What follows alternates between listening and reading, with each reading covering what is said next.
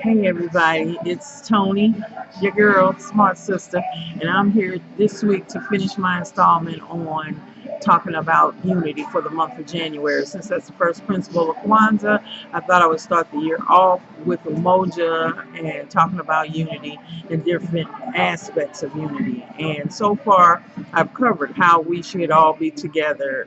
First, you start with yourself, then you move outward, the unity between black men and women, and then I last week defined the different types of people of African descent, in my opinion, the different political aspects that we take in our lives. And I got a comment from someone saying, why should you say you black? Black isn't a people. Well, to me, it's a state of mind. And black is what unites us. The melanin is what unites us as a people and where we're from, as being descendants of Africans. So, or from Alkebulan, because Africa isn't the real name of the continent either, and it's a continent, not a damn country. Every time when you think about it, it's incorrect to say African American because Africa is an entire continent, not a country. If you want to go into nationalities, then we should have a country that we're connected to, not just the whole continent as a whole. So that just lets you know how effed up it is that we don't know from which country we came from. We know it was primarily West Africa, but they got us from everywhere. So for those on that tip, that's incorrect. And Charlize Theron, the actress, is South African. Hell, she's African American. So right now, so that goes to show you that's not a term we should use as well. Africa isn't the original name. As I said, it's Alkebulan. So if we're going to start correcting each other, let's just get it all right. And that is where I see it. But I say black because black is a combination of every color. You can get everything out of black, which is what has happened with us as a people. Everybody else came from us. So to me, it's also a state of mind, a political paradigm you're working from, as I said, and how it doesn't matter if you're Haitian, if you live in London, wherever nation or nationality you identify with is fine. But however, you still black, period, because you're gonna suffer under and be affected by white supremacy. I don't give a damn what country. I don't give a damn how you want to define yourself or whatever. And then you pretty much are one of the black folks I described last week when I said we fall under niggas, coons, Negropeans, African Americans, hoteps, and black people.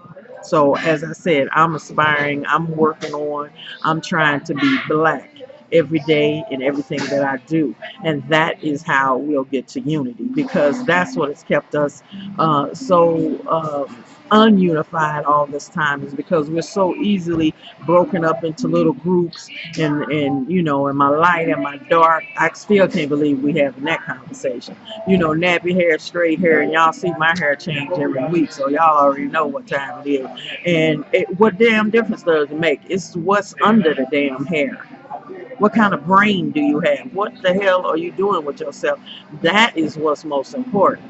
And even though we have that divergent group types of black folks and their thinking, we still can come together because the melanin, as I said, is what unites us in the oppression under white supremacy. And if you can't understand that, then you ain't black and you can't do us no good. So I'm not worried about you. That's what I've learned in all my years. I've spent my young years fighting, trying to educate people, trying to get people to see things. Yes, I'm still doing that to a degree, but for the most part, if you're not conscious, if you don't even understand who your enemy is, where you're going, what you're doing, you're not black. And so therefore you can't unite with black people. And that's what we need to be doing, is getting with fellow-minded people and stop worrying about all these damn, like I said, coons and Negropeans and niggas that ain't gonna never get it right. But even they can help the black unity in the sense that they all got money.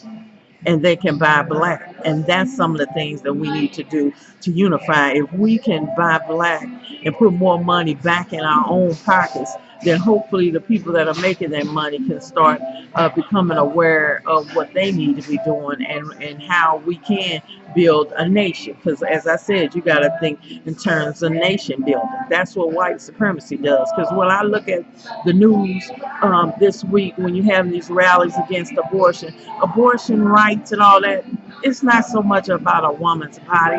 That shit is about white folks know they're not having no babies. 60% of the abortions in this country are white people, are white women. So they're dying, and they know that. So they're trying to stop it.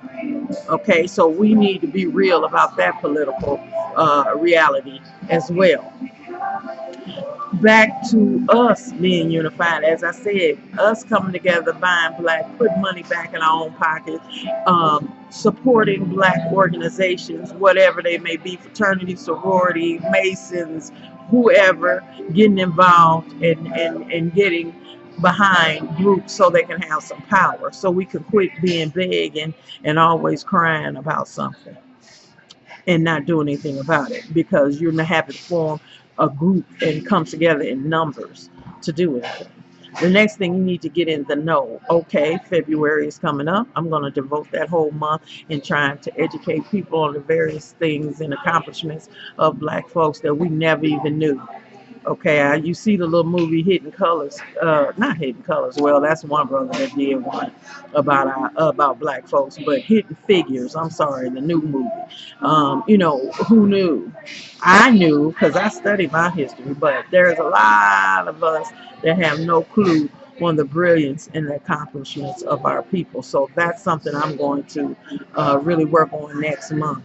And then, so as I said, get in the know who you are. If you know who you are, people can't play you, make you think you're stupid, when you really know the brilliance of your own people and people that look like you, which means you are brilliant. That's what we got to get to. We got to get past all this low damn self-esteem, because that's what our problem has been for way, way, way too long. And we have way too many examples of what we can do. So that ends it for me in terms of unity and us working together to understand who we are and understand our economic power and how we can come together to build what you want. But that's just it. Only after you know who you are and then understand what you want and plan for that, that's when you'll be successful. Being all over the place is not going to get you nowhere. If birds at the turn of the different seasons know when to fly south, they don't wait for one bird to tell them. They all know what they got to do, and they do it. Okay, so if a damn bird can do that, what is our problem? What is our problem? So that is it for this installment. I thank you all that are starting to subscribe. Please send it on to your other friends, family, whoever, people that you know that need it. There's probably one of those that I talked about last video. But anyway, have a good week, and I look forward to February next month so we can talk about who we are. All right, have a good one.